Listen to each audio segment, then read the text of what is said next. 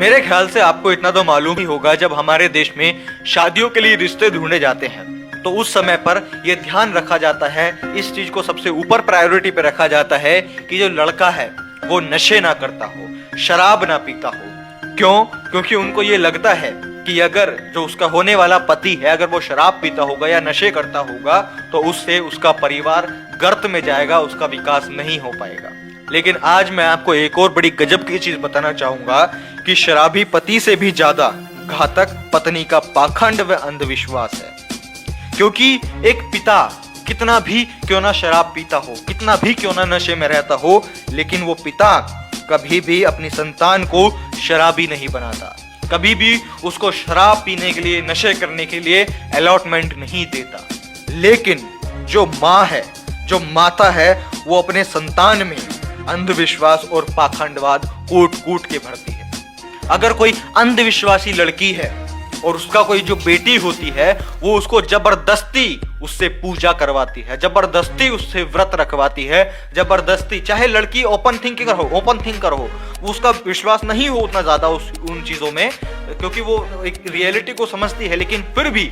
उसकी माँ अंधविश्वासी है, इसीलिए वो अपने बच्चों को भी अंधविश्वासी बनाती है, और खास तौर से लड़कियों को तो बहुत ही ज्यादा, क्योंकि लड़का तो थोड़ा सा लड़ झगड़ करके, प्रेशराइज करके उन चीजों से बाहर निकल जाता है, लेकिन जो लड़कियां हैं उन पे प्रेशर बना करके, इमोशनली प्रेशर बना करके उनको और अंधविश्वास में ढकेला जाता है। तो क्या यहाँ से आपको एक बात समझ में नहीं आती कि शराबी पति से ज्यादा जो खतरनाक है, जो घातक है, वो एक अंधविश्वासी लड़की है, वो एक अंधविश्वासी पत्नी है। तो इसीलिए अगर आप एक खुली सोच के व्यक्ति हैं और आप इन सब ढोंग, पाखंड, धर्म, भगवान, ईश्वर, चमत्कार और इन सब जैसी जो काल्पनिक कहानियां हैं, जो काल्पनिक चीजें हैं, अगर आप इन सब चीजों में विश्वास नहीं रखते हैं तो जब कभी भी आप शादी के लिए रिश्ता ढूंढने जाएं तो आप अपना ये प्रस्ताव भी जरूर रखें कि क्या तुम अंधविश्वासी तो नहीं,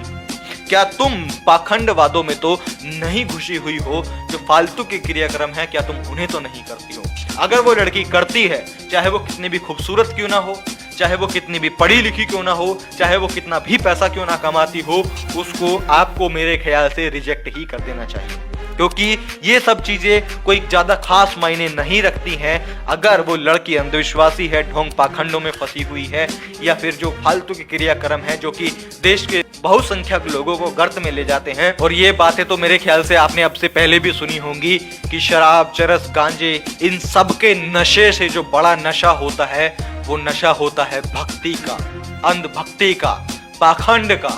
चमत्कार का, भगवान का। ये जो नशे हैं ये शराब और इन सब चीजों के नशे से ज्यादा बड़े हैं। तो इसीलिए अगर ये एक रिवाज टाइप से चल रहा है कि लोग लड़के की शराब के बारे में पूछते हैं, तो मैं आप लोगों से बोलना चाहूंगा, और मैं खुद भी इस काम को करूंगा कि जब किसी लड़की से शादी करूंगा तो मैं उससे पूछूंगा कि क्या तुम इन सब ढंग ढकोसलों में, अंधविश्वास में, पाखंडवाद में तो नहीं घुसी रहती हो, या नहीं इन सब चीज़ों को मानती हो। अगर वो कहती है कि हाँ मुझे इन सब चीज़ से घंटा फर्क नहीं पड़ता है, तो तब मैं वो उस रिश्ते को एक्सेप्ट करूंगा, अदरवाइज मैं तो रिजेक्ट कर दूंगा। बाकी तो भैया आपकी इच्छा है, आपको जो उचित लगे वो आप कीजिएगा। मैंने इस वीडियो में अपनी एक राय आपके सामने रखी है। अगर आपको ये राय सही लगी है, आप चाहते हैं कि जो इस देश के जो मैक्सिमम लड़के हैं वो रिश्ता देखने से पहले इस चीज पे भी एक बार गौर करें, तो आप इस वीडियो को उन सभी लोगों तक जरूर शेयर कीजिएगा, ताकि लोग कुछ नया जान सके और इस देश में से जो ये पाखंडवाद और जो ये अंधविश्वास जैसी चीजें हैं, इन चीजों का खात्मा हो सके। तो ठीक है साथियों, मैं प्रशांत बोध मिलता हूँ आपसे अगली वीडियो में। तब तक आप इस चैनल को सब्सक्राइब करके रखिए। So thank you so much.